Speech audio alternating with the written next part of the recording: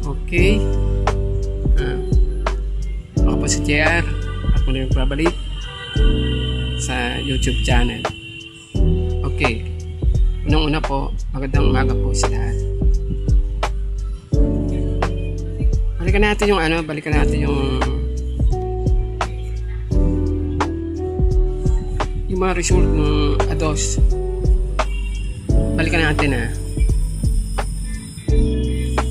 Click lang tayo sa mga result para paano tayo makasungkit ng panalo. Nakita niyo yung nung ADOS nung gabi last scroll nila ito 12.5. Alam niyo po ang ginawa dito sa 12.5, pinalabas din po siya kagabi. Ang ginawa rito 15.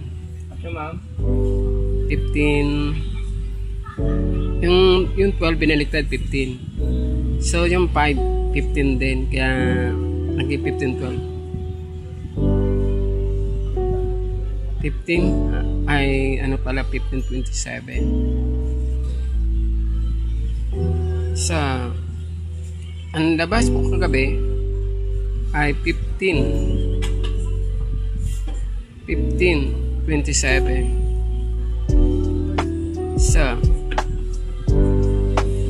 parang dito rin po galing yan sa 12.5. Tapos pinalabas kagabi lang 27.15 Paano naging 27.15 po?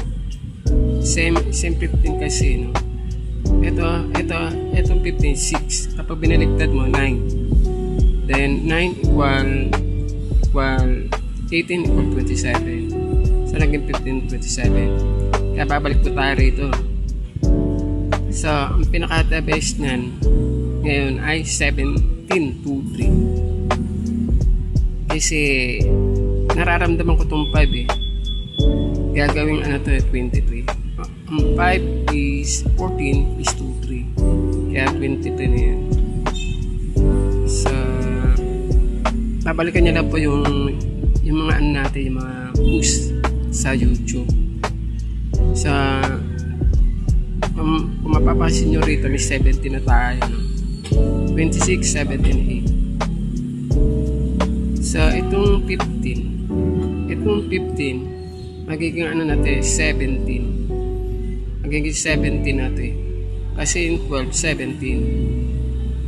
17. So ganyan lang po. Hindi po tayo mananalo kung paiba-iba tayo ng number at hindi natin binabalikan yung mga nakaraan ng mga result. So parang ang impact kasi po ng mga number minsan tataas, bababa o kakaliwa, kakanan. Kaya medyo nakakalito. Kaya hindi rin natin ma-sure kung ano po talaga ang itataya natin. So hindi naman po nilagay sa inyo na mahilig lang po ako talaga sa isang number. Kahit nasusumak po yan, pumipili lang ako ng karapat dapat. Bakit po? Dahil isa lang ang lumalabas na panalo. So ang pinaka the best po, ang may bibigay ko lang po ay ito, kung pagbibigyan tayo. Okay,